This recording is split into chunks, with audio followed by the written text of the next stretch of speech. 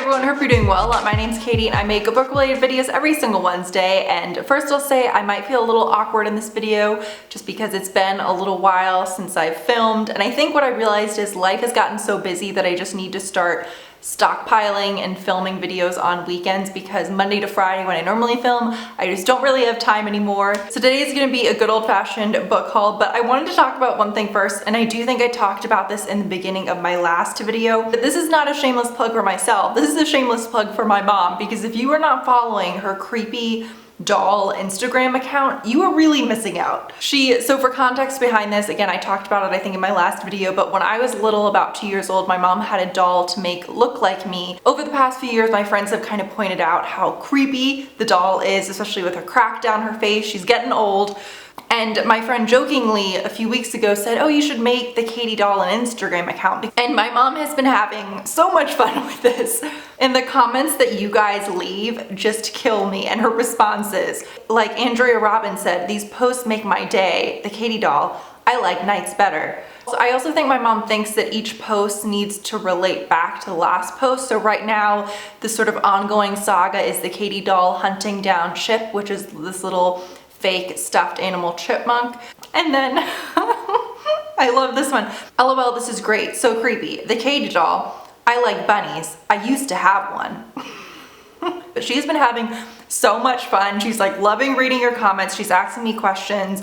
So I'm really scared to see what her next one will be. But anyway, the link to that will be down below. So getting into today's video, some are from my birthday, some I've been sent, and then I have the book of the month unboxing. So let's go ahead and get into it. So the first book is a book that I've been holding out buying for years because I love a good bargain, and I always hunt at every used bookstore I go into to try and find this.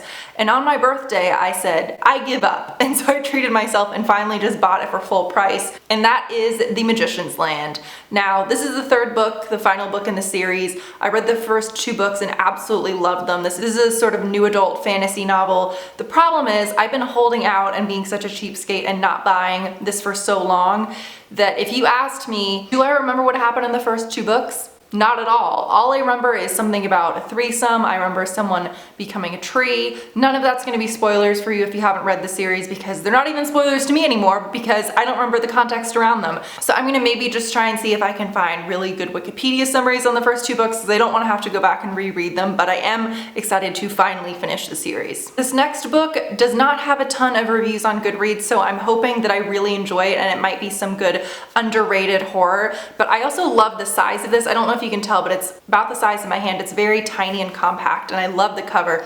But this is called In the House in the Dark of the Woods. From what I've heard, this is very atmospheric, very creepy. When I read summaries and reviews of this, it kind of was giving me, if you've seen the movie The Witch, kind of The Witch vibes. But it says that this is set in colonial New England when a law-abiding Puritan woman goes missing. And so it's about following her journey into the woods, and it says she encounters almost human wolves. And just listen to even just the summary, it's horrifying. Through a deep well wet with the screams of men and on a living ship made of human bones, our heroine may find that the evil she flees has been inside her all along. So super creepy. So if any of you have heard anything about this, please let me know. But again, this is described as sort of literary fiction, but horror, which you don't see a lot of. One of my favorite things to find for you guys is underrated, undiscovered horror. So again, just really, really hoping that I love this. Now the next two books I have coming in the mail, so I'm just gonna put pictures of them. And I was gonna wait until they came in, but I don't exactly know when they're coming in. And I really just wanted to get this video up for you guys. But so the next two that are coming in the mail is first, All These Beautiful Strangers. And I've really heard that this is gonna be like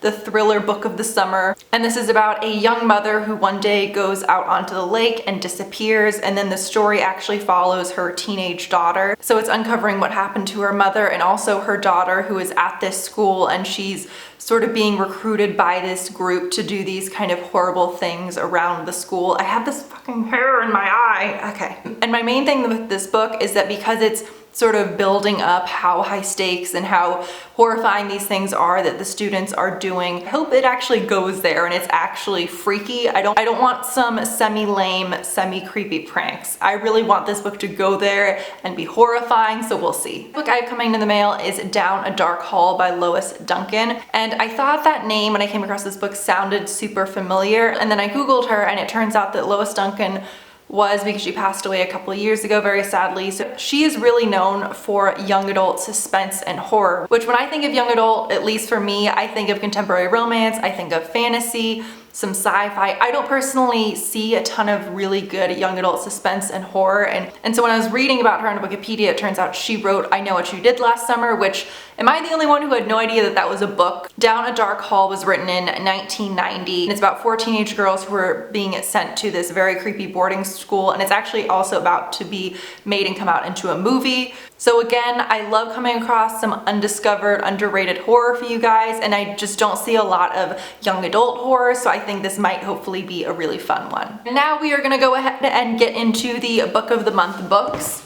And I already looked through all of these, and I have to say I'm loving this month's selections because I'm personally biased. There's a lot of crime, thrillers, and creepier type books. And as always, I'm always very upfront about this. I'm sent these books by Book of the Month. I'm not paid to make this video, I'm just sent the books, and then I do have an affiliate link down below. If you want to pick one of these out for $5, you can, but obviously zero pressure, only if you want to. This first book is The Girl from Blind River, and this is about a girl who comes from the wrong side of the tracks, and she's pulled into covering up a crime and disposing of a body, and I think her brother's kidnapped, something like that. And as we know, it's going to be a thriller because there are branches on the cover. Now I have to admit, on most days, if you gave me this book and I glanced at it, I would not want to read it. So The Summer Wives is just not generally my type of book, but when I was reading about it, it's a 1950s New England tale of desire and power between a fisherman's son and the woman who loves him. And generally, again, this is not my type of book, but I think because we're in like the heat of the summer, a New England 1950s story set on an island, if I end up really liking the writing style, I think this might sweep me away. But again, I'm gonna need to read this during the summer right now because I think it's just the weather, the atmosphere that's making me want to read this more so than I normally would. This next book I was super excited to see in here, and this is Spinning Silver. I'm sure a lot of you guys have read Uprooted by the same author, which was a ton of fun, and it also felt really unique compared to a lot of other young adult fantasy novels, especially the relationship between the female protagonist and the main guy in the book, blanking on both their names. This is a fairy tale retelling of Rumpelstiltskin, which I think is really interesting because when you think of fairy tale retellings, Rumpelstiltskin is probably not in the top 10 that one would think of. Suddenly she's in some dangerous situations because naturally that's very attractive to a lot of other people. So the creatures in the wood, the king, start coming after her and wanting to utilize her. And normally I'm not one to be obsessed with covers or things like that, but I do love this style of the covers of her books, and I'm glad she kept that consistent with Uprooted. Next we have The Last Time I Lied, and this is a horror novel by Riley Sager, and he is the author of Final Girls, which was a big hit in the horror novel world, what was it, last year? And I think I gave it 3.5 out of 5 stars. I did think it was a lot of fun, and it wasn't like my favorite horror novel of all time, but it was definitely a fast-paced read. It feels like you're reading almost the script for a horror movie.